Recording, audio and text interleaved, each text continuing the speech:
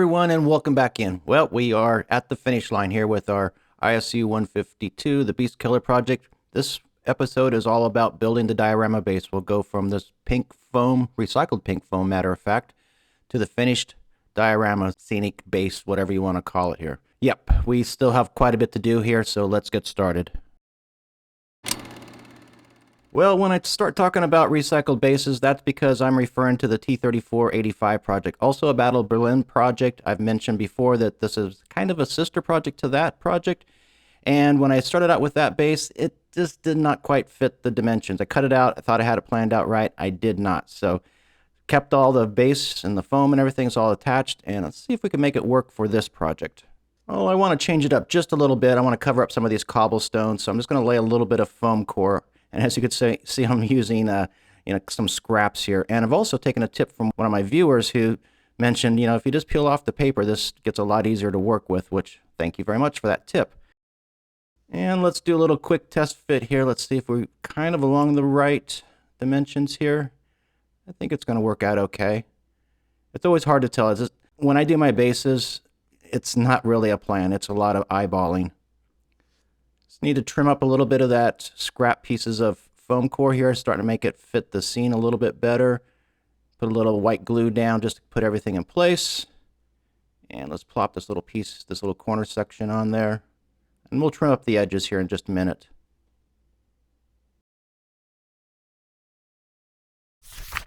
Rather than cobblestones, I think I'll just change it up a little bit. We'll call this a little bit more of a tarmac or a little bit more of a paved road. So I'll just score a few lines in here.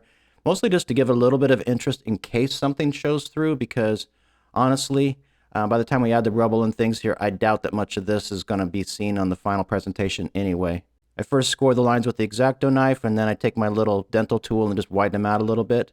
The existing cobblestones, well, I can use those a little bit, so there's going to be an edge to this scene here. So let's go ahead and cut some of these away, show a little bit of battle damage, a little bomb damage or something like that. And then, of course, speaking of damage and rubble, well, we need some bricks. So it's back to the brick mill here. This is, of course, the cork. We went through this on some of my other scenes, especially the T34 project. So take a look at that if you haven't referenced that already. Cut out some small strips of the cork, just about to the size or the dimensions, the width of a brick. And then I'll go ahead and use my chopper here and make a bunch of little cork bricks. So why the cork bricks? Well, because I need a lot of filler, and these are just easy and fairly quick and very inexpensive. Now the pedestal where Frederick the Great is going to be standing on, well, he's going to be up in this top corner here. So I want to decorate that a little bit. I think what I want to do is make this corner area here kind of like what might be a park-like setting, sort of a deal. So we've got Frederick, his pedestal sitting there, and I'll add some little cobblestones or bricks around the circumference there just to kind of give it a little bit of definition. And if I did this right, that little pedestal should just plop right down into the center of the circle. Nice. Okay, so let's do one more test fit here. Let's see if we're on the right track. Put the model in place a little bit on that road scene there. We have the pedestal up in the corner. We have my little civilian figure just walking to the side there. Not quite sure what's going to happen over there yet. Oh, there's Frederick. Yep, he's going to be sitting up on top of this pedestal, looking down at the driver of the ISU. Okay, I think we're good to go. Let's keep moving on. If you do like this channel and the content that I provide here, well, and you'd like a little bit more of it, well, head on over to the Patreon channel. Over there, I provide a little bit more content, some photographs, little how-to videos. We have a Discord server where we can chat. It's a pretty cool place to hang out. The link for that is in the description below. And here we go, back with plaster. Yep, you were on the right channel here because Rick is using plaster one more time on another diorama base. And this is just my go-to at this stage. It's a quick, easy, inexpensive way to build up a little bit of bulk and height and kind of set the contours of the groundwork. And especially on a scene such as this where I have a little bit of rubble, especially around where the pedestal is going to be, it's just an easy way to build up some height. Once I have the basic groundwork in place, now I can start using some of the more specialized materials. And in the case of the road here, I'm just going to use a little bit of the asphalt. Mostly because it has a really nice fine grit texture to it within the paste. On other areas over the top of the plaster, I'm just using the rough terrains. This is a clear paste at this point, or white, I guess. So it's kind of difficult to see over the top of the plaster, but it's there. And this has quite a bit of texture within the paste, so once it dries, you have quite a bit of texture there in the groundscape. Next up, well, let's add a little bit of base colors to this, and yep, I'm being super careful here, as you can tell. I begin with a darker color, so that's a dark mud color, working up to a light sand, and then I think the final color is rock gray. And mostly I'm just trying to add some various tones to this base right now. You can see I'm just kind of spraying all over the place, giving a little bit of depth, some shadow, some highlights, a little color variation here and there. That's all this is about right now. Then you end up with something that looks like this, and it kind of looks like a mess. But this is actually what I want at this stage of the game, because I want something that's very loose. I have color, I have a little bit of variation. Now I can start playing off of that and start adding some of these finer details. Now we're back to picking out individual stones and rocks and bricks here and there with the colors. I'm mostly using that rock gray and a little bit of light sand just to get little pops of colors and highlights. And a lot of this will be covered up. There's no way around it. We still have a lot more to do here, but even some of this is going to peek through, and it always adds to the final scene. By this point, I've got a vision in my head. I think we'll put a path or a little trail here to the side of the road, and this will be where the civilian figure is going to be pushing his cart through. And I want to reestablish now some of those colors, so add a little bit of that mud tone back in there just to make sure it looks a little bit more defined. And then I have some of the acrylic paste. This is wet mud, and there's some lower depressions in there. I think maybe we'll turn those into a little bit of maybe a puddle or something like that. I'm not sure. And then again, using those acrylic textures, and I'm finding that these actually work really, really well, not only for adding texture, of course, but the colors are pretty good too. So between using the dark mud and the dry ground, I can, again, establish that footpath through this rubble here and just blend those colors together. I'm thinning these out a lot. So the water that you see kind of to the top corner over there, I'm using that in order to basically do a wet blend of these two colors onto the scene as I'm painting. Well, now moving over to Frederick's pedestal, I need to set that into place, and just a little bit of glue here, and if this all works out right, this should just drop into place.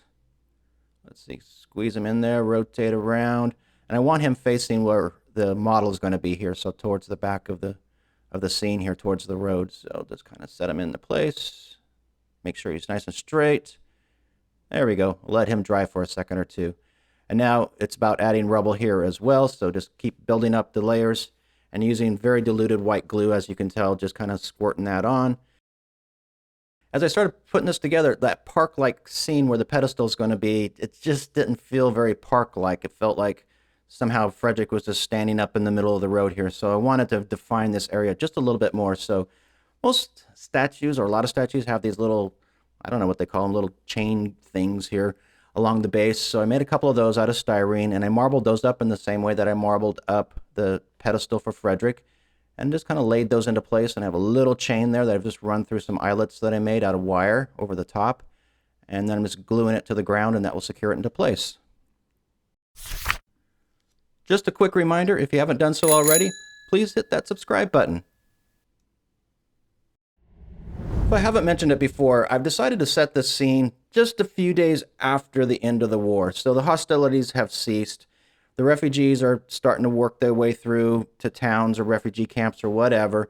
We've got this ISU just sitting here, and there's going to be basically a stare down between the commander of the ISU, who just won this battle, maybe the war, and Frederick the Great, this great leader of Germany, who is basically looking down at him and like, yeah, you may have won this war, but who's going to win in the long run, sort of thing, you know? So project this out a little bit into the Cold War, NATO, things that are going on right now. I don't know. Maybe I'm reading too much into it. Anyway, in terms of this scene, whew, that was a lot. I decided that I'm going to start using my nice bricks for these. These are little plaster bricks that I can't remember where I bought them. I've had them forever. Gave them a coating of its paint and plaster, and that gives them a little bit extra texture. And then I'm adding those to the scene, and because it's a little bit towards the end of the war or past the war, I've decided to stack these bricks up, so there's been a little bit of cleanup over time. So rather than just rubble strewn everywhere, there's a little bit of order from this chaos. And then what I decided to do is maybe kind of drape some of these or add some of these bricks kind of onto the edge or even over the edge of the base. Not sure if I like that or not, but something to try. And then the final step is just to add a little bit of mortar along those bricks, because well, bricks get broken and they still have that mortar along the edge.